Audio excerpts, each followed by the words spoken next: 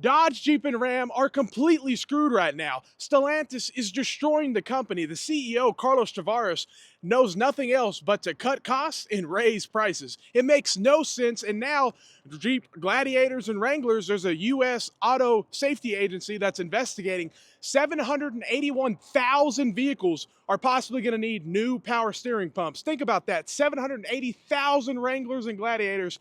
That's a lot of money. Think about how much that's going to cost Stellantis. And that's all Carlos Tavares was doing is cost cutting, cost cutting, cost cutting, and then raising the prices nonstop. We'll go up to a few window stickers. You'll probably see 100K plus on Jeeps. It makes no sense at all. Then you have the Wrangler, which obviously is having a lot of issues when it comes to recalls and all this kind of stuff.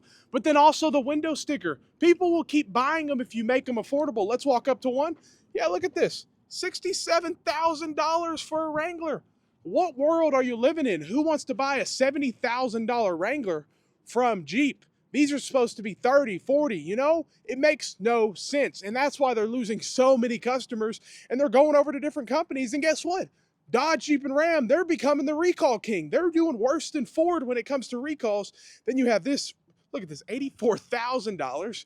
This is the Wagoneer. The Grand Wagoneer is over 100 plus thousand, and they just announced what, a $3,000 incentive for a $90,000 car. They really think they're going to increase sales, even though the Wagoneer is doing better. But the Grand Wagoneer, they can't sell it for nothing, and they just announced a $7,000 discount. It's hilarious because what is $7,000 going to do? And guess what? This Charger sitting here, it's a 2023. They can't sell it. It's just sitting here rotting away.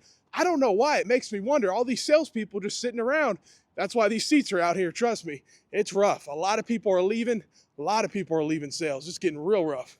Let's see. Yeah, 2023 Charger. Look at this. And then the dealership wants to add all this BS.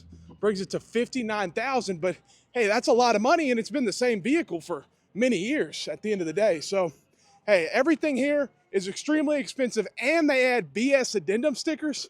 I mean, look at this. Look at this Dodge. Let's see what we got going on. Durango. Look at this. $64,000. You don't spend 64 grand on a Durango. It's just their prices have gotten way out of hand, and they're adding these BS addendum stickers, and then you have the quality issues with Jeep. It's never-ending drama. And they're cost-cutting like no other.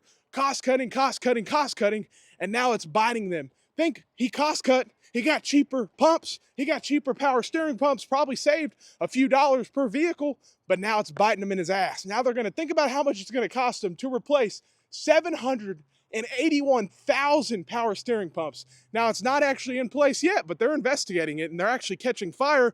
And what just happened? The electric Jeeps, they just had a recall, didn't they? 150,000 Jeeps also catching fire, but that was the hybrid system. It's never ending.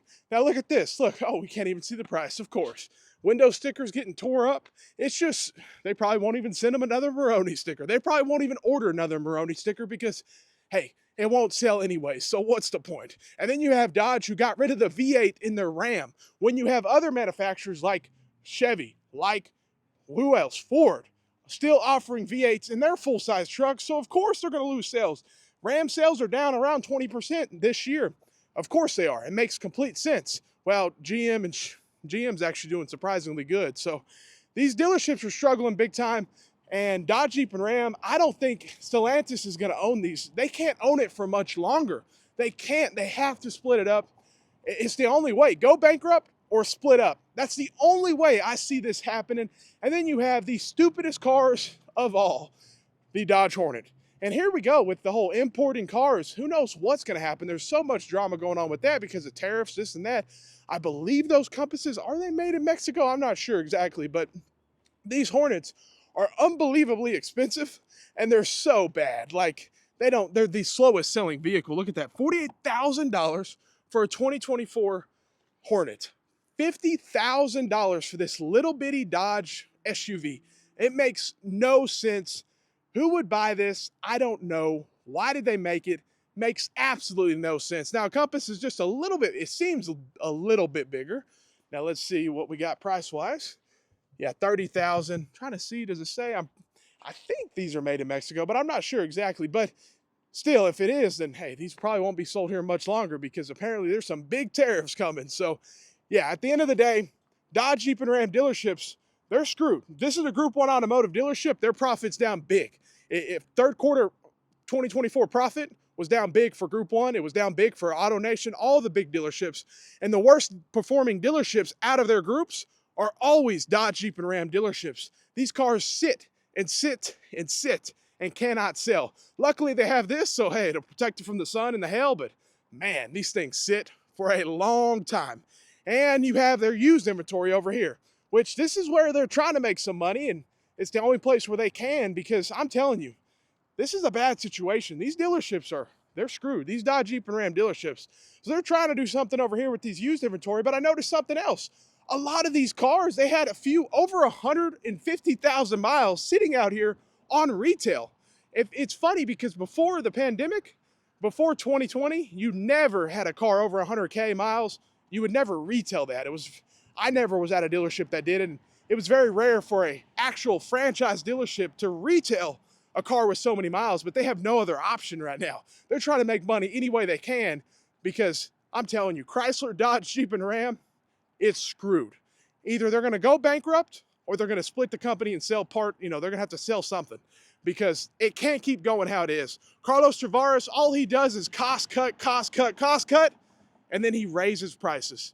And even their sign looks like it might be damaged. It's just, they're not going to repair it. Why would they repair it? They're not making no money. You don't fix that kind of stuff when you're low, when you're not bringing in revenue like you used to. So, hey, but guess what? Nobody feels sorry for these dealerships. Nobody feels sorry for the executives at Stellantis.